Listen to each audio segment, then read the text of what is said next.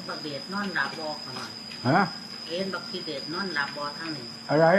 บักทีเดชลูกขาน้อยมันเป็นอะไรไปเห็นมันนอนหลับบอพอฝนตกเย็นจะแตกขาน้อยไปเพิ่งขุดมันก็จะหลอกนั่นแต่มันมากบ่มากบ่แค่ก็หัวโคตรพ่อโคตรแม่มันมึงนี่โคตรมันเข้าใจไหม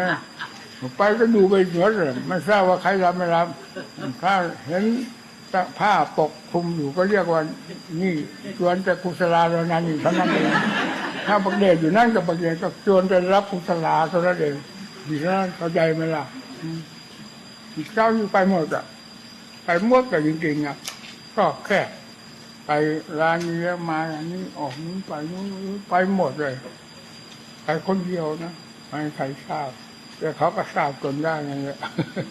เราไปแบบขโมยส่วนมากจะเป็นอย่างนั้นอ่ะไปไหนไม่ใครทราบอ่ะแบบนะขาน้อยพวกนี้โตมันดอกมันเป็นต่างขึ้นนั่งกันขาน้อยเรื่องว่าเรื่องถามเรื่องต้อยว่า